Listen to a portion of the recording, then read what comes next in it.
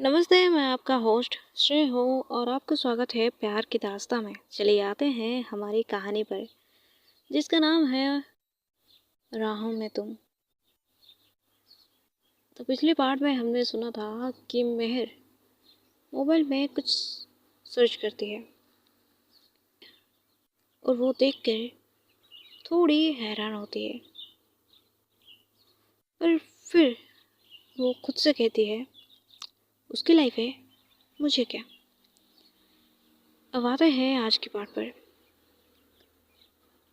मेहर वान्या के बारे में ही सर्च किया था। वान्या राठौर और माफिया क्वीन, जिसके आगे सब लोग क्या, पूरी दुनिया धूल के बराबर है। मर्डर केस भी उसके नाम पर है, पर प्रूफ कुछ मिला नहीं। उसी वक्त एक नर्स आती है। डॉक्टर मेहर, आपको कोई बुला रहा है। डॉक्टर मेहर पूछती है, कौन है। नर्स कहती है, डॉक्टर वो मुझे पता नहीं, पर वो आपसे ही मिलना चाहता है। फिर डॉक्टर मेहर कहती है, ठीक है, उन्हें कहो कि मैं जा रही हूँ। नर्स हाँ कहकर वहाँ से चली जाती है। डॉक्टर मेहर जाके देखती है, वो इंसान और कोई नहीं, उसके पापा वहाँ खड़े थे। पर अजीब बात है, उसके पापा कभी नहीं आए उसे देखने। मेहर जाके पूछती है, क्या हुआ, आपको मुझसे कुछ काम है। मेहर के पापा, बेटा कुछ पैसे हैं तो दे दो। मेहर कहती है, बड़ी अजीब बात है, जो इंसान को मैं जिंदा हूँ या नहीं ये फ़र्क नहीं पड़ता, वो इंसान आज आया है। फिर मेहर के पापा कहते हैं, अगर देना नहीं चाहती तो मत दे, मैं यहाँ से चला जाता हूँ। मेहर कहती है, रुके, मैं दे रही हूँ। मेहर कुछ पैसे देती है। फिर उसके पापा वहाँ से चले जाते हैं। फिर मेहर अपनी कैबिन में आती है, किसी को बुलाती है। फिर वो कहती है, मैं अब यहाँ से जा रही हूँ, अगर कुछ हेल्प चाहिए तो मुझे कॉल कर देना। ये कहकर वो वहाँ से निकल जाती है। एक ऑटो पकड़ती है और एक जगह का नाम लेती है। वो ऑटो वाला उस जगह पर जाने लगता है। कुछ देर बाद वो ऑटो जाके एक अनाथ आश्रम के आगे खड़ा होता है। उसके बाद वो ऑटो वाला पैसे लेके वहाँ से चला जाता है। मेहर उस अनाथ आश्रम को देखती है, अंदर जाती है। वहाँ कुछ बच्चे खेल रहे थे और दूसरी तरफ वान्या अपनी ऑफिस में थी। वो किसी को कॉल करके बोलती है, वहाँ कुछ पैसे डोनेट करने थे, तुमने किया या नहीं। दूसरी तरफ से जवाब आता है, नहीं मैम, नहीं हुआ है। वो लोग कह रहे थे कि वो आपसे मिलना चाहते हैं। वान्या कहती है, ठीक है, मैं आज जाके मिल के आती हूँ। कल कट हो जाती है। वान्या एक बॉडीगार्ड को कहती है, तुम कुछ खिलौने और कुछ खाने का सामान लेके इस जगह पे पहुंचा देना। और ये कहकर वो नाम कहती है उस जगह की। वान्या ऑफिस से निकल जाती है वहाँ जाने के लिए। मेहर अब भी उसी अनाथ आश्रम में थी, बच्चों के साथ बात कर रही थी। वहाँ के बच्चे भी शायद मेहर को अच्छे से जानते थे, इसलिए वो भी अच्छे से बात कर रहे थे। मेहर की मूड अब पूरी तरह से ठीक हो गई थी। वो हंस हंस के सारी बच्चों से बात कर रही थी और खेल भी रही थी। शायद वो भी एक छोटी सी बच्ची बन गई थी इन बच्चों के साथ मिलके। उसी वक्त अनाथ आश्रम के आगे एक कार खड़ा होता है। वहाँ से वान्या निकलती है। वान्या एक बॉडीगार्ड को कहती है, जो सामान मैंने कहा था वो कहाँ है, उसे आश्रम में रख दो। फिर वान्या अंदर जाती है। वो जाकर उस आश्रम की हेड से बात करती है। वैसे आज आश्रम में कुछ हो रहा है क्या? वान्या पूछती है। एक लेडी कहती है, नहीं मैम, ऐसी बात नहीं है। फिर वान्या कहती है, तो ये बच्चों की इतनी आवाज़, आमतौर पर इतनी आवाज़ सुनाई नहीं देती। वो लेडी कहती है, वो एक लड़की की वजह से। वो जब भी आती है सब बच्चे बहुत खुश हो जाते हैं।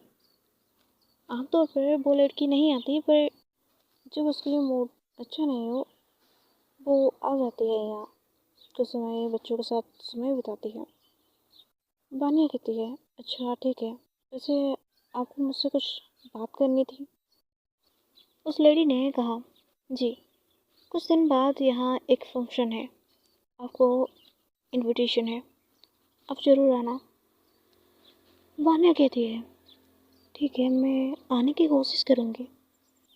कहकर वो वहाँ से जाने लगती है, पर पता नहीं उसे क्या होता है। जिस तरफ से आवाज़ आ रही थी वो उस तरफ जाने लगती है, मानो उसकी कदम अपने आप ही वहाँ जा रही हो। महर बच्चों के साथ खेल रही थी। आंखों में पट्टी बंधी हुई थी और वो बच्चों को ढूंढने की कोशिश कर रही थी, और सारे बच्चे इधर उधर भाग रहे थे। वान्या जाके वहाँ खड़ी हो जाती है। वो अब महर को देख रही थी। उसी वक्त महर आके वान्या को पकड़ लेती है। मैंने पकड़ लिया, कहकर आंखों में से बंधी हुई पट्टी हटाती है। वो देखती है उसके सामने एक लड़की खड़ी है। महर सिर्फ इतना कहती है, तुम? वान्या वहाँ से चली जाती है, कुछ नहीं कहती। महर कहती है, अजीब लड़की है। तभी सारे बच्चे चिल्लाते हैं, दीदी आप हार गई। महर सबको देखती है, फिर कहती है, अच्छा मैं हार गई, अब ठीक है। उसके बाद वो वहाँ से निकलती है, पर वो उस लेडी से बात करके जाने वाली थी, इसलिए वो उस लेडी के पास जाती है। पोलाइटली कहती है, हेलो मैम। वो लेडी कहती है, महर तुम्हें कुछ कहना है? महर कहती है, मैम थोड़ी देर पहले यहाँ एक लड़की आई थी, वो कौन है? वो लेडी कहती है कि वो एक अच्छी इंसान है, ये अनाथ आश्रम उनकी वजह से चल रही है। महर पूछती है, कैसे? वो लड़की जवाब देती है, वो लड़की यहाँ की सब बात देखती है और सबसे बड़ी डोनर वो है। महर कहती है, अच्छा। फिर लड़की हाँ कहती है। फिर महर वहाँ से हाँ में सिर हिलाकर निकलने लगती है। वो सीधा अपने क्वार्टर में जाती है। फ्रेश होकर बेड पे बैठी थी। पता नहीं क्यों उसे वान्या का फेस बार बार याद आ रहा था, खासकर उस मोमेंट जब वो उसे पकड़ी थी। वो एक बार ही सही वान्या की आंखों में देखी थी। उसी पल उसकी हार्ट बीट फास्ट हो गई थी। वो समझ नहीं पा रही थी। वो खुद से सवाल करती है, क्या हो रहा है ये मेरी दिल की धड़कन तेज क्यों हो रही है? पर क्या ये फीलिंग वान्या भी महसूस कर पा रही थी? वान्या अनाथ आश्रम से आके फिर से वही ऑफिस में आ गई थी। महर के जैसा हाल वान्या की नहीं थी। या फिर शायद थी, वो दिखा नहीं रही थी। वो अपने काम में व्यस्त थी। उसी ऑफिस में एक आदमी आता है। वो सीधा वान्या के केबिन में जा रहा था, पर उसी वक्त बॉडीगार्ड ने उसे रोक लिया। आप वहाँ जा नहीं सकते। वो इंसान कहता है, मुझे कुछ काम है। बॉडीगार्ड बार बार उस इंसान से कह रहा था, आप वहाँ बिना अपॉइंटमेंट के नहीं जा सकते। वान्या कैबिन से देख रही थी। फिर एक बॉडीगार्ड को कॉल करती है, क्या चल रहा है? वान्या ने कहा। बॉडीगार्ड ने कहा, मैम वो आपसे मिलना चाहता है। मैम वो आपसे मिलना चाहता है। वान्या कहती है, भेज दो। वो इंसान अंदर जाता है। वान्या कहती है, क्या चाहिए आपको? वो इंसान कहता है, मुझे किसी को मेरे रास्ते से हटाना है। वान्या कहती है, किसको?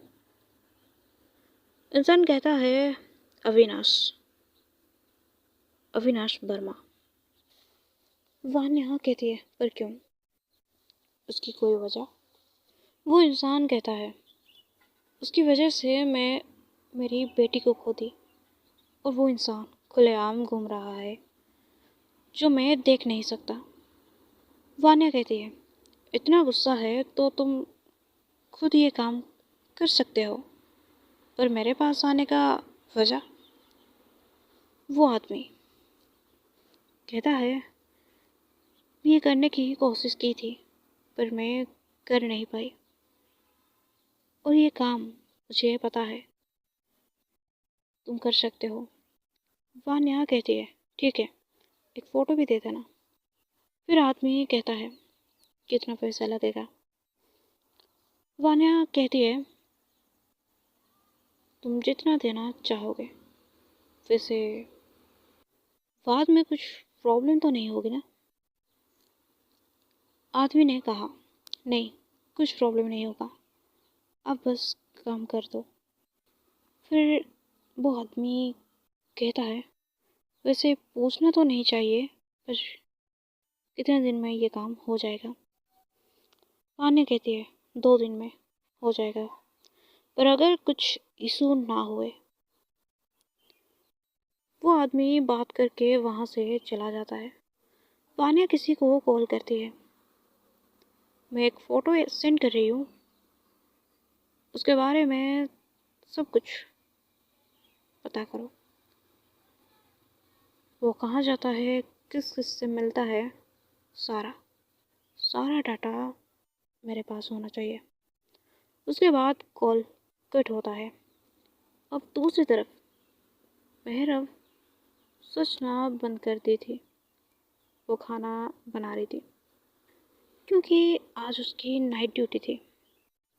वो खाना खाकर थोड़ी देर रेस्ट करती है। अब घड़ी में 5 बज रहे थे। मेहर हॉस्पिटल के लिए रेडी होती है। यूजुअली वो नाइट शिफ्ट नहीं करती, पर दिन में कुछ वक्त हॉस्पिटल में रहने के बाद चली आई थी, इसलिए वो आज नाइट शिफ्ट कर रही थी। 6 बजे तक वो हॉस्पिटल में पहुंच जाती है। वो सीधा हॉस्पिटल जाके पेशेंट को चेक करने के लिए राउंड पे निकल जाती है।